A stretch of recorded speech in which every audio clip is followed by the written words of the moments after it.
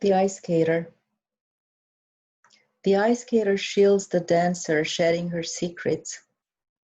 Her gestures on this side of movement tremble like tears at the edge of falling, always at the edge.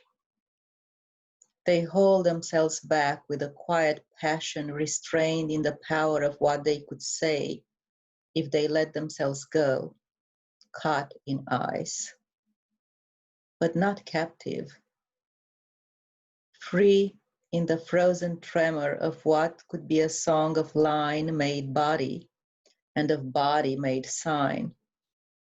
From the ice skater's body, the gestures fly in pearly sprays, and the mirror under her feet returns no image.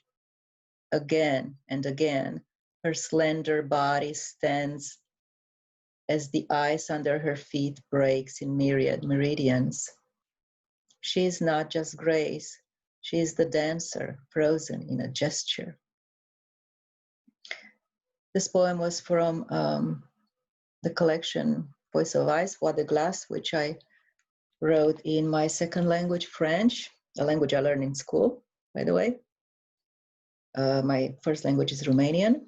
So I wrote this collection in French, my second language, and translated it into English, which is my third language.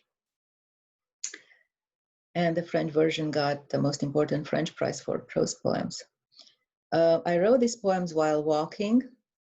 I wrote them in my head as I was walking. So I think the rhythm of the poems follows the rhythm of my footsteps, but this is more obvious in French than in English. So I'm going to read the poem that you heard in English. I'm going to read it in French now.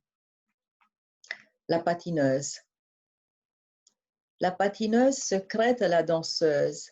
Ses gestes en deçà du mouvement ont la retenue de l'alarme au bord de la chute, toujours au bord.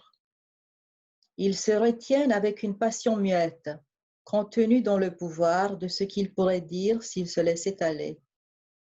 Pris dans la glace, mais non pas captifs.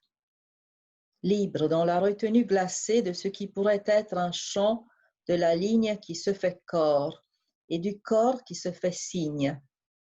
Du corps de la patineuse, les gestes s'écoulent en gerbes perlées et le miroir sous ses pieds ne renvoie aucune image.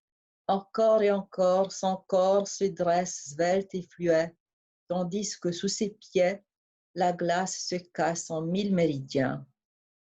Elle n'est pas que la grâce, elle est la danseuse figée en un geste.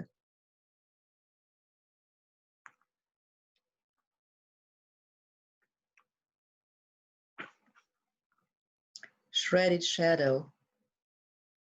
My shadow and I were walking up a long, steep slope with no end in sight. A cold, fine rain started falling, and soaked, I asked my shadow, which was still dry, to stop. Then my shadow grew furious and threw herself at me, tearing me to shreds, and each shred that fell on the ground turned into a red, fleshy star, like a four-legged crab crawling up the wet path. And when nothing was left of my body, the crab constellation lined up behind my shadow, which kept on tirelessly. And again the clouds gathered above the path, and heavy drops polished the star crabs, and their voices rose in a single sound, begging my shadow to stop, but she kept on. Then the star crabs threw themselves on her and tore her to pieces, and took her shreds and carried them up to the summit where the sun lives. Here, we've brought you the shadow's remains, they said. And the sun took the remains and then cast its rays on the star crabs, and they melted without a trace.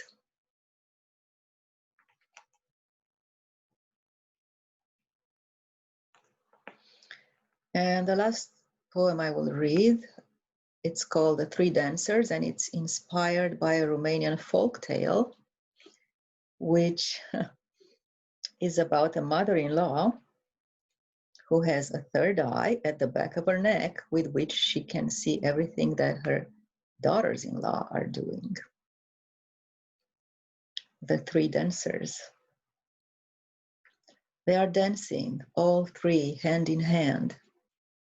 One has a laughing eye, the other a crying eye, and the third an eye at the back of her neck. The sand feathered by their feet follows their phantom movements. I place my head in the sand, but the phantom is not there.